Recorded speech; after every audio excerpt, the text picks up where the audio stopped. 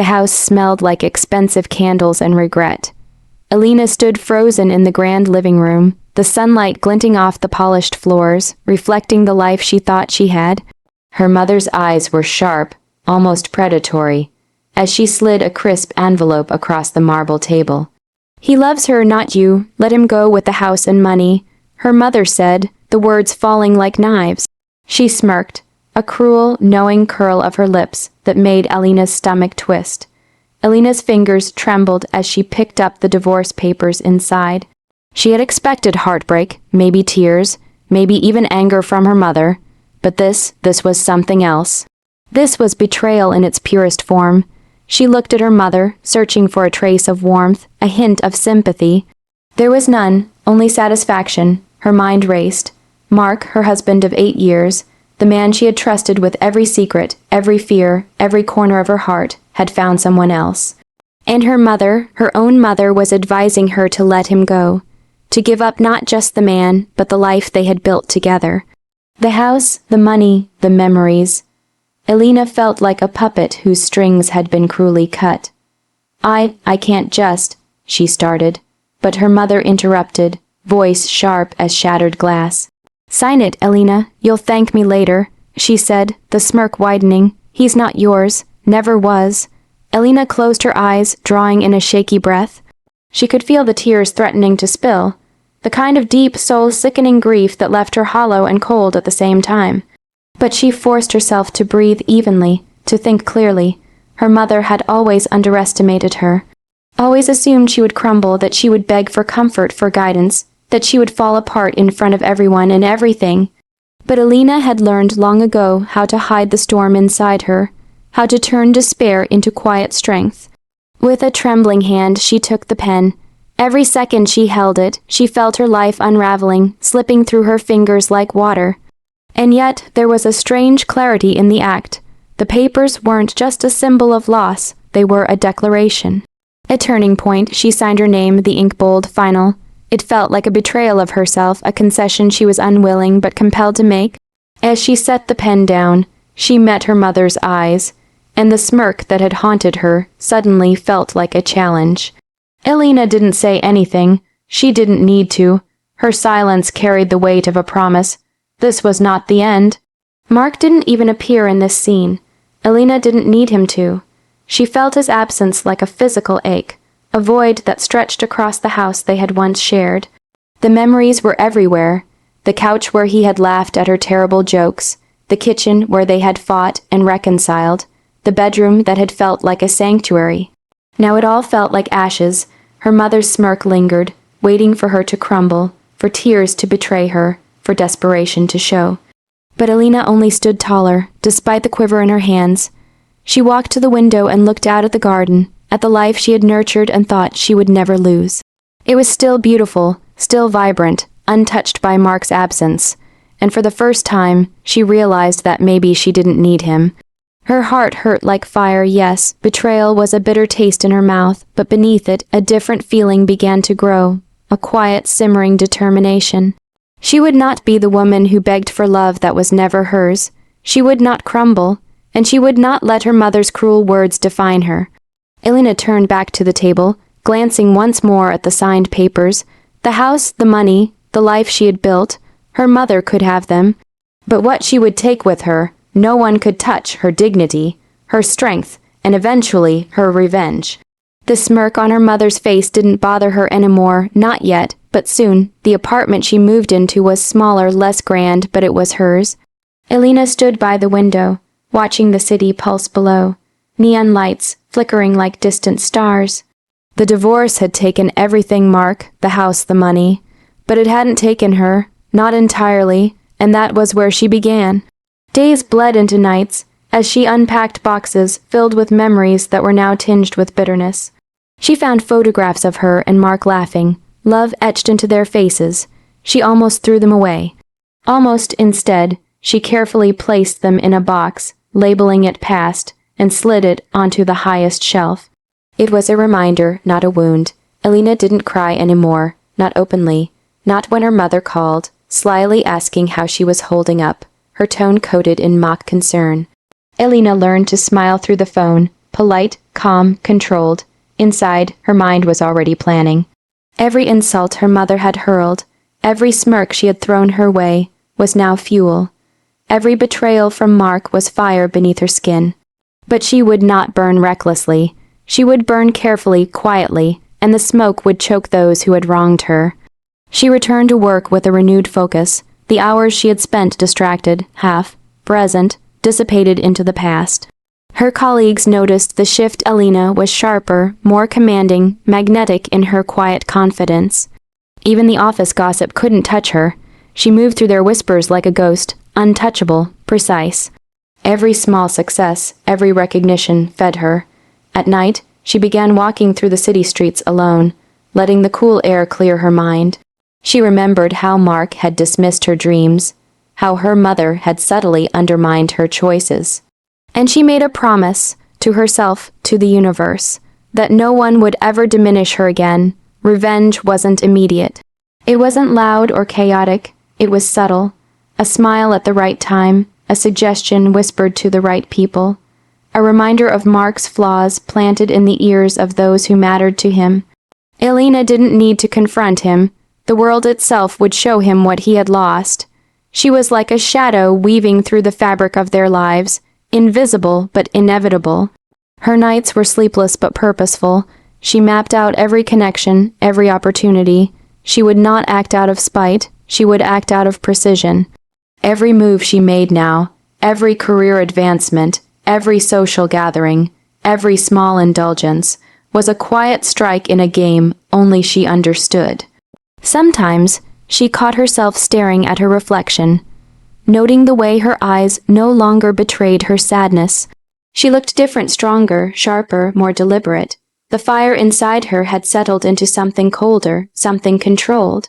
And that control, more than anything, was her weapon. Alina didn't know when the first moment of revenge would come. She didn't even want to rush it. Patience was part of the thrill. She had lost a husband, a home, and the trust of a mother she thought she could rely on. But she had gained something infinitely more valuable, herself. And with herself came power, a quiet authority that could topple empires if she chose. Late one night, she opened a journal she had once abandoned. She wrote down everything, the hurt, the betrayal, the humiliation, but also every plan, every small act of reclamation. Words became strategy, pain became energy, and when she finally closed the journal, she smiled, not a small, tentative smile, but one that held promise. Alina was no longer just surviving. She was observing, learning, and preparing. The ashes of her past were not just debris. They were soil for the life she would build. And when the time came, those who had betrayed her would feel the sting of what they had thoughtlessly discarded. For now, she walked through the city streets in quiet dignity, the night air brushing against her face like a whisper of what was to come. Revenge, she realized, wasn't always loud. Sometimes it was a slow, beautiful, inevitable burn. Alina's life had begun to hum with a quiet rhythm of power. She no longer counted the nights spent crying over Mark or listening to her mother's sly manipulations.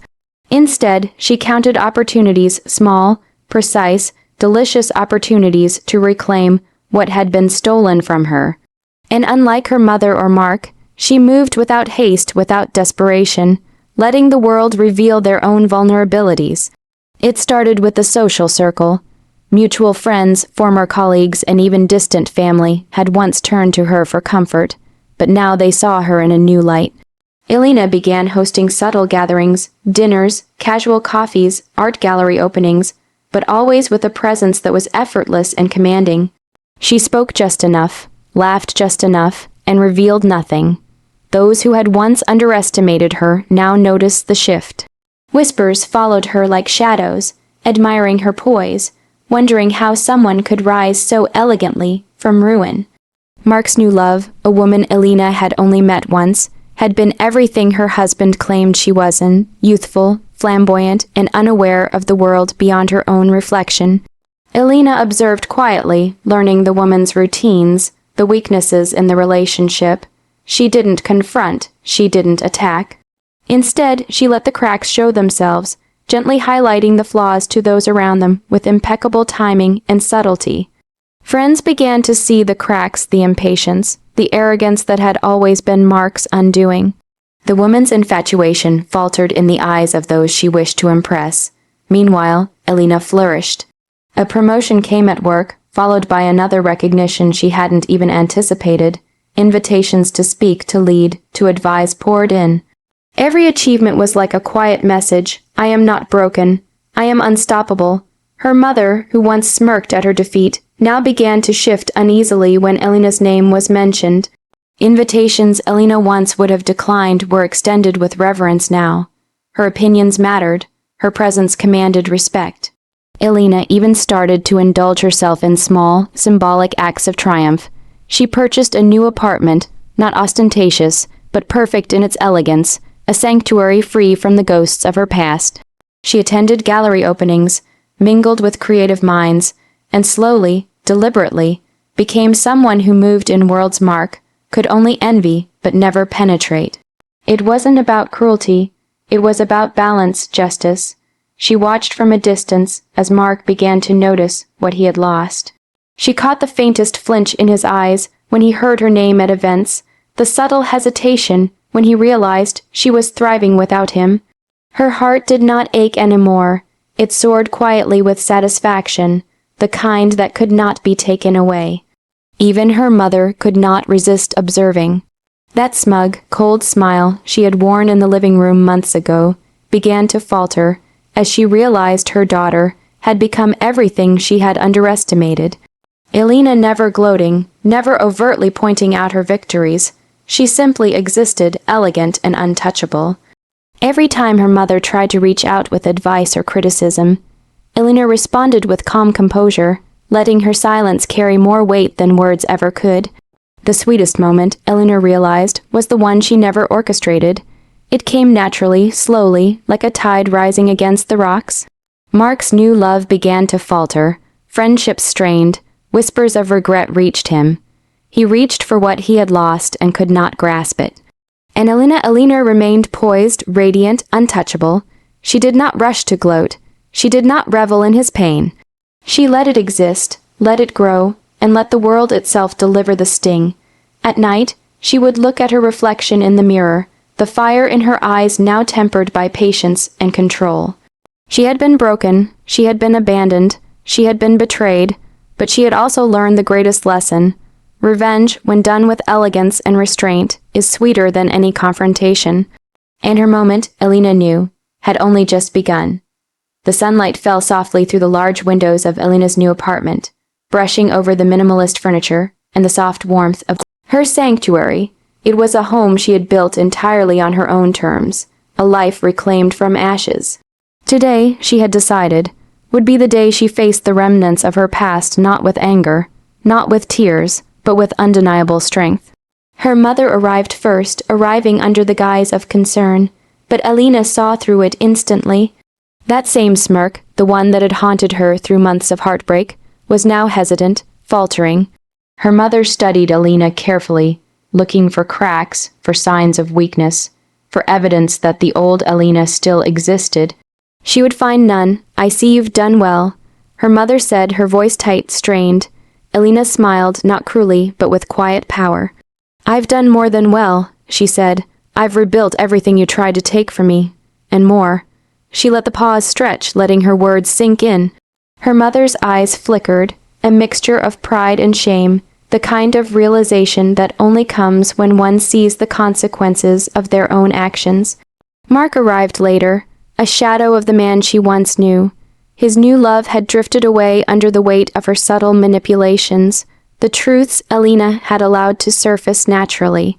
Mark had achieved nothing of substance. He had gained nothing but the hollow echo of what he had lost. You look different, he said, almost stumbling over the words. Elena's smile was soft, unshakable. I'm the same person you chose to leave behind, she said, but stronger, wiser, free. He searched her face for anger, for bitterness, for any sign of malice. What he found instead was calm, composure, and the kind of inner authority that could not be diminished. Elena didn't shout, didn't scream, didn't demand apologies. She simply existed radiant, untouchable, and whole. Her mother and Mark both realized in the same heartbeat that their choices had consequences. Every cruel smirk, every dismissive word, every betrayal. They had fueled her rise instead of destroying her. Elena had not sought revenge through public humiliation or confrontation. She had achieved it through the quietest, most devastating method. She had thrived without them. "I hope you understand," Elena said finally, turning her gaze from Mark to her mother, "that what you tried to destroy only made me stronger. That your smirks and your cruelty were never my end. They were the beginning." Her mother said nothing. Her silence spoke volumes. Mark's eyes glistened with a mixture of regret and helplessness, and for the first time, Elena allowed herself a small, private satisfaction. Not a cruel victory, but a righteous one. Elena had learned something vital through this journey. Life did not need to be about retribution or punishment. True victory lay in reclaiming oneself, in building a life so full and so beautiful that the people who doubted or abandoned her could only watch in silent awe. She walked to the window and looked out at the city once more. Below, people moved like ants, oblivious to the dramas that had consumed her life for so long. And yet, she felt powerful in a way she never had before. She had survived heartbreak, betrayal, and the sting of parental manipulation. She had grown, learned, and risen above it all. Turning back, she saw her mother looking at her again, eyes softened with a reluctant respect. Mark lingered, searching for something that would never return, and Elena, standing there in her light-filled apartment, realized she no longer needed anyone else's approval, love, or validation. She had her own strength, her own power, and her own story. The past was gone, the future was hers. And for the first time in months, Elena smiled.